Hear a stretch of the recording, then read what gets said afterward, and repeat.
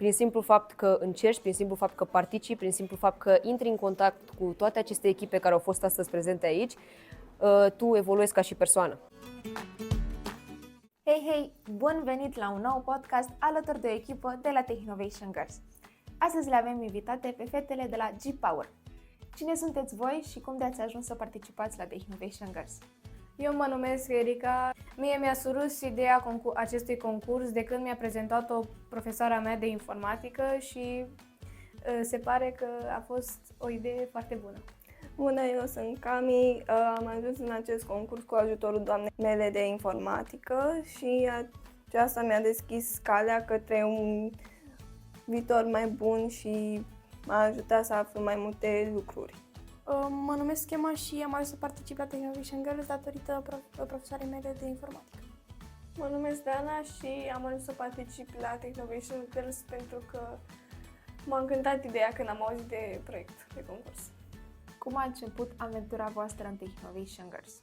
Prima dată am început să facem codul, dar nu înainte să ne gândim la ideea pentru aplicația noastră, Food Lockers. Aventura noastră a început cu ajutorul doamnei noastre profesoare de informatică. Aceasta ne-a îndrumat și ne-a dat ideea să intrăm în această competiție. Ne-am gândit mult și am decis să participăm și noi, să vedem ce putem reuși.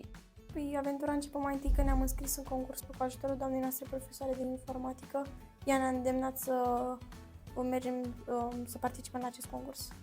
Ei bine, întâi ne-am gândit la ideea aplicației.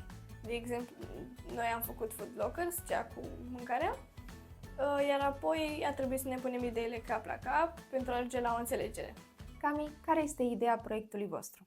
Ideea proiectului nostru este să ajutăm oamenii defavorizați care nu au bani pentru a-și cumpăra hrană și aplicația noastră intervine cu o idee în care oamenii care au pot dona acestor persoane care nu au.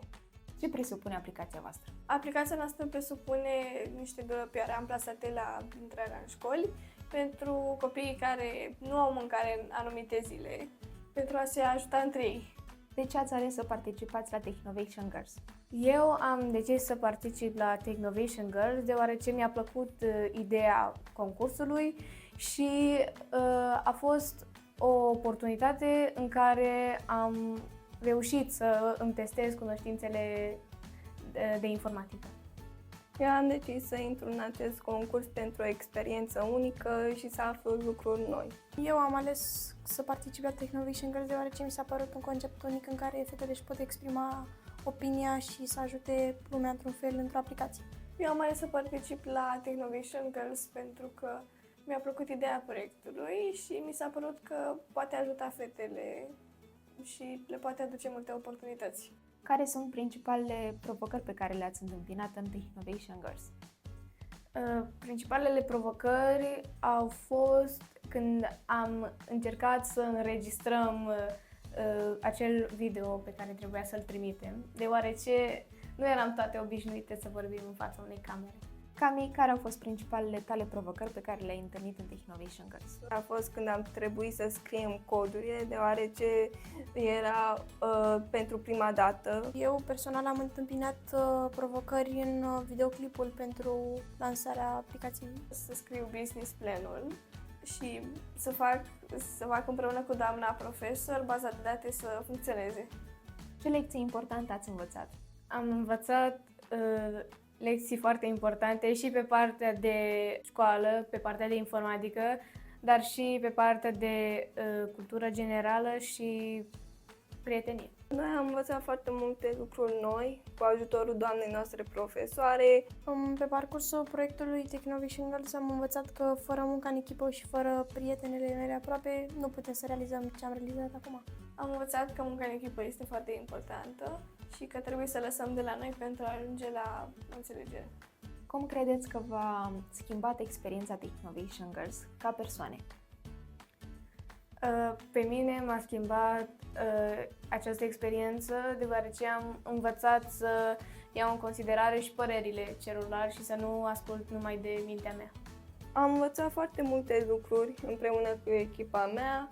A fost o experiență minunată, plină de experiențe noi. Am prins mai mult curaj în mine. Cum credeți că v-a schimbat experiența Technovation Girls, atât ca echipă, dar și ca persoane? Păi, ca echipă ne-a schimbat că acum înțelegem cum să lucrăm în echipă și ca persoană acum am învățat să lăsăm de la noi să fim mai înțelegători și să fim creativi. Ca echipă ne-a ajutat pentru că am învățat să lucrăm împreună. Erați prietene și înainte de Technovation Girls? Eu știam unele fete de la mine din școală din priviri, dar nici nu le-am cunoscut personal.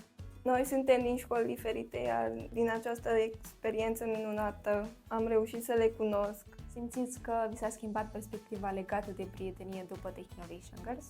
Nu știam că o legătură între fete poate fi atât de strânsă și putem trăi atâtea emoții împreună, cum am trăit la Regional Pitch Event. Este mai bine să lucrezi în echipă decât să lucrezi singur. Datorită acestui concurs am reușit să legăm prietenii strânse. Și am învățat să lucrăm împreună, fără doamna profesor. Vă gândiți la o posibilă carieră în IT după Technovation Girls? Pot lua în considerare o carieră în IT pentru că mi-a plăcut să lucrez la acest proiect, dar încă nu sunt hotărâtă ce aș vrea să fac în viitor. Sincer, încă nu m-am gândit, dar poate în viitor voi încerca. Înainte de concurs nu m-aș fi gândit că pot realiza ceva în informatică, dar acum, sincer, da, m-aș gândi.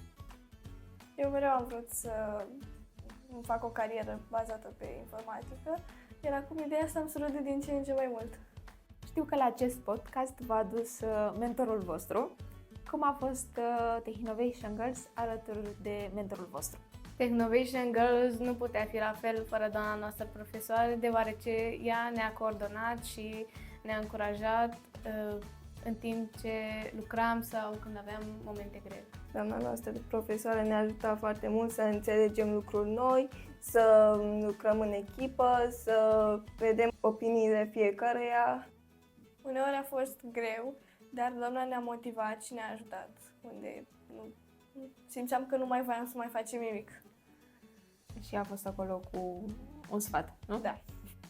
Păi, a fost foarte bine alături de mentorul nostru, ne-a ajutat când ne-am împotmolit la un lucru și am reușit să scoatem problemele la cap. Care este cea mai valoroasă experiență pe care ați trăit-o la Regional Pitch Event? Mai valoroasă experiență, din punctul meu de vedere, a fost atunci când juriul ne-a dat sfaturi despre cum să ne rezolvăm unele probleme și la ce să ne așteptăm în viitor. Din punctul meu de vedere, mi-a plăcut foarte mult ideile echipelor. Au fost idei interesante și care vor face o lume mai bună. A fost minunat. Cea mai valoroasă experiență pe care am trăit a fost că noi toate am putut să simțim aceeași emoție datorită prieteniei și să ne bucurăm de rezultatul obținut. Nu știu care a fost cea mai importantă trăire, dar știu că am trecut prin foarte multe emoții foarte rapid. La început eram foarte emoționate și voiam să repetăm și să repetăm și să repetăm, dar la final mi-a plăcut cel mai mult că ne-am bucurat toate și am sărit în sus. Care este contribuția fiecăruia pentru aplicația voastră? Dana și cu mine am făcut codul. Am început prin a face butoanele să funcționeze, am făcut baza de date. Eu am fost pe partea de design al aplicației, am făcut logo-ul folosind culori vibrante pentru persoanele cu dezabilități care pot vedea mai bine culorile respective. Eu m-am ocupat pe design cu Cami, m-a ajutat, adică ea a făcut logo și eu am făcut interiorul aplicației cu ajutorul ei. Eu am scris codul aplicației cu ajutorul colegii mele Erica și cu ajutorul doamnei profesor, pentru că ne-am împotmolit la bază de date. Cum credeți că aplicația voastră poate influența comunitatea? Eu cred că aplicația noastră poate influența comunitatea într-un mod bun, deoarece dacă putem să o implementăm la nivelul școlilor de la noi din țară, mulți copii pot beneficia de o masă în timpul programului. Aplicația noastră se bazează pe bunătatea oamenilor. Cu ajutorul ei putem ajuta oamenii defavorizați. Noi credem că aplicația noastră va aduce o schimbare foarte mare în comunitate, pentru că ajutăm copii care își uită pachetelul acasă sau care pur și simplu n-au de fel pachet. Consider că aplicația noastră îi poate ajuta și pe copii să fie mai generoși și să învețe să nu arunce mâncarea la gunoi. Ce planuri de viitor aveți pentru aplicația voastră? În viitor ne dorim să lansăm aplicația pe iOS și pe Android. În viitor dorim să creăm un cont pe rețelele de socializare pentru ca oamenii care au idei ne pot scrie și noi putem implementa în aplicația noastră. Păi, cel mai important plan cred că ar fi să facem toată aplicația realitate ca să ajutăm mai mulți copii. Să facem parteneriate cu influenceri locali și cu școli pentru a ne face aplicația mai cunoscută.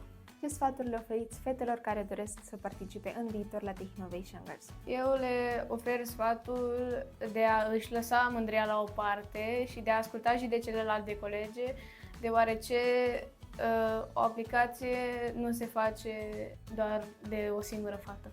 Să nu fie speriate că toată lumea face greșeli și învățăm. Să nu le fie frică și să muncească, că datorită muncii vor ajunge departe. Să n-aibă emoții.